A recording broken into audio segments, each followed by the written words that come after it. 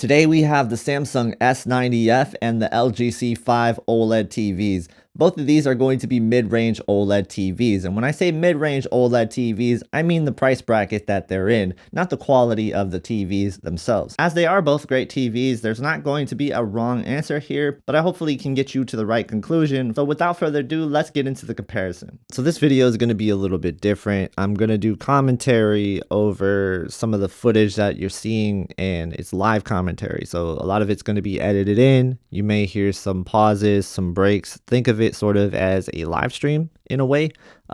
It's just going to be me kind of thinking about what's going on with the scenes half the time. You may even hear some breaks where it's like I'm not talking at all. I'm just going to let you look at the footage and kind of judge it yourself, basically.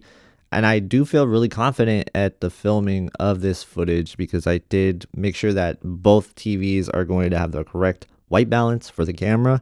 In post, I did make sure that I changed the C5 to have the right white balance, so things shouldn't look off at all. And what you're seeing is going to be a difference in peak brightness most of the time. Going to be a difference in panel technology that we're looking at. Mainly, that is going to be the focus of this comparison, is like, how does QD-OLED stand up against a WOLED? And it should be more superior in a lot of cases, and in a lot of cases it is. But oftentimes you will see the content can look very similar across the board, and sometimes a lot of people could even prefer what they see on the LG C5. And this is just because they all have their own characteristics of doing things. Each TV kind of brings its own flavor to the table on how the image is going to look. And these are both going to be in filmmaker mode, so as neutral as a profile as you can get out of the box. And so there shouldn't be too many differences, but yet we still see differences because of the panel technology and just because of what the TV manufacturer chooses to do with the actual TV itself. You can see the S90F will be the brighter TV in a majority of scenes, especially in these HDR highlights. You'll see that the S90F really does come through. Anytime the sun's involved with the picture, you're going to see that the S90F really comes alive with that quantum dot OLED technology, where the C series, which is using WOLED, is going to struggle a little bit in holding on to the color. So you'll see the color kind of fade away in scenes like that. Whenever we have HDR footage, another conversation has been, how does the TV do its actual tone mapping, and how is the TV going to handle the tone mapping? And both TV brands are going to approach it a little bit differently. You'll see that the LG can often clip highlights and be a little bit blown out looking. So that's something that I see often from the LG C5. On the other hand, you can also see some clipping from the Samsung as well at the default contrast that it comes with out of the box at contrast 50. And I'm not changing anything out of the box today because I wanted to make sure you guys get a really good representation of what this picture is going to be when you get it home to yourself. You can make all the tweaks that you want. If you want to make it quote unquote better for yourself, that is totally up to you. And there's not really a right or wrong way to do it. It's really going to be according to your personal preferences. But I'm really surprised with how the C5 can keep up with the actual peak brightness at times from the S90F. So the S90F is going to be technically on paper brighter, but there is going to be scenes where maybe the C5 looks just as bright as the S90F. In a lot of cases, this is true, but when it comes down to some of these brighter highlights, especially when it comes down to color involved, you will see that the S90F is going to be the brighter TV overall.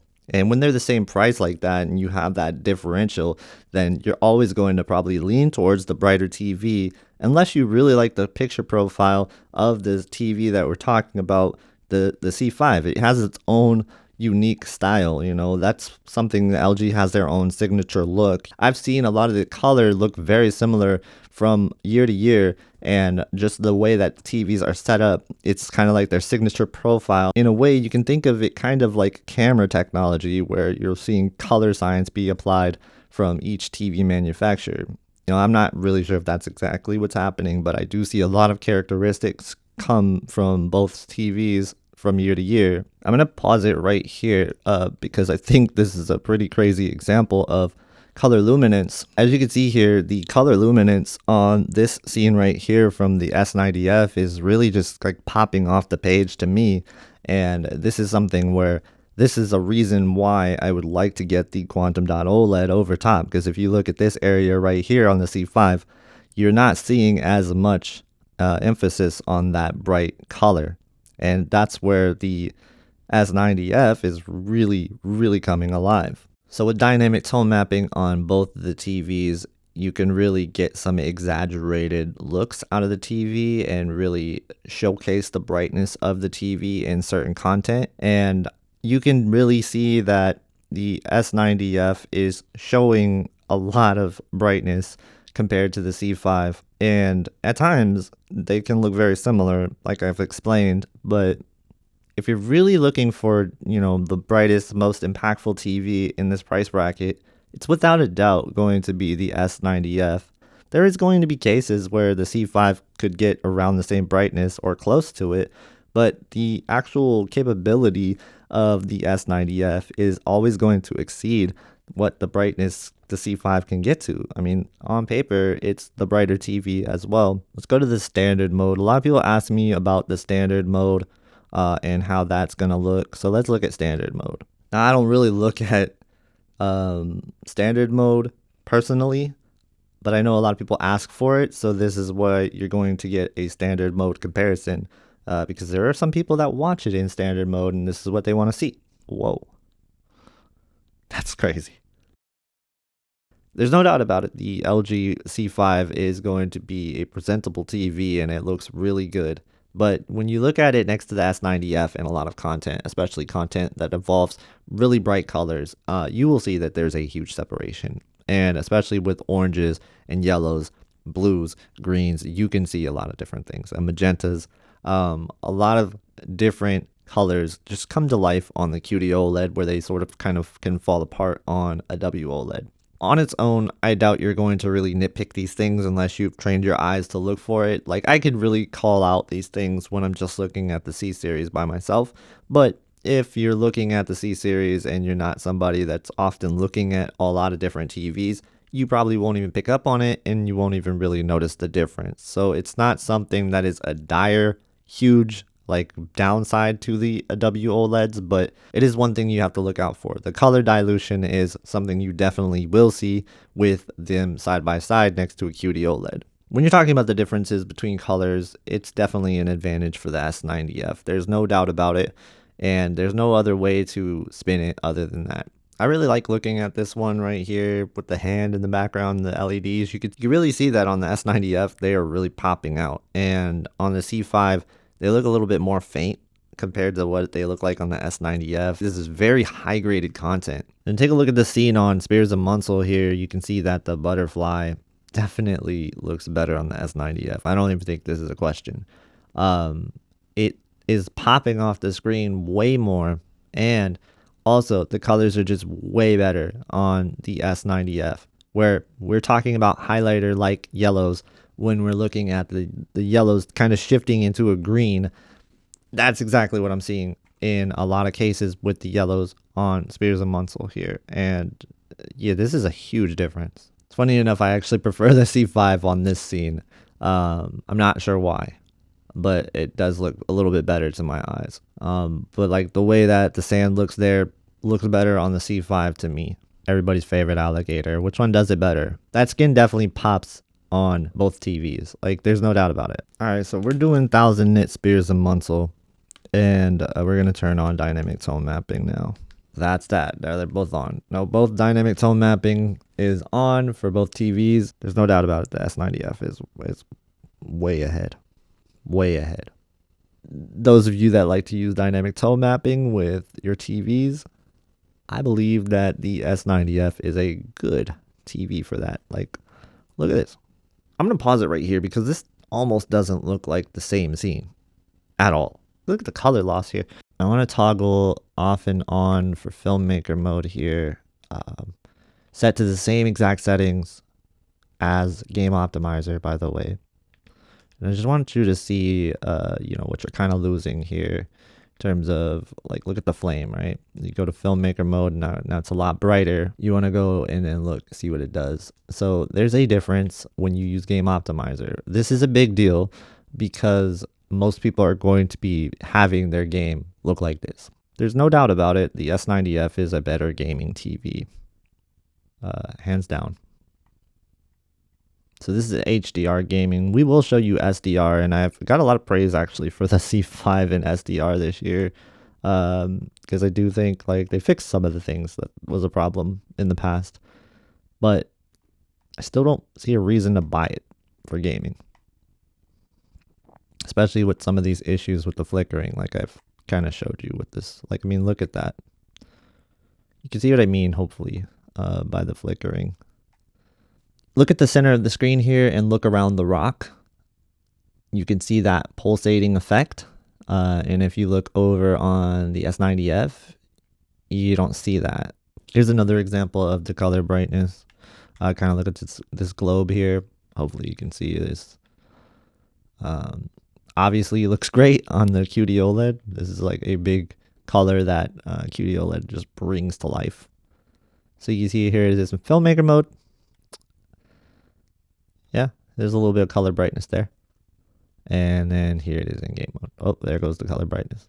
You guys see that? Hopefully you can see that. I mean, that's a kind of a big deal to me. All right, so here they are in Expedition 33. This is an SDR game. Peak brightness is unlocked on the LG. They both look fine to me. There's not too much difference here in terms of, they both look really fine. Like, they both do their part. I prefer the S90F still. SDR gaming is fine on both, to be honest with you.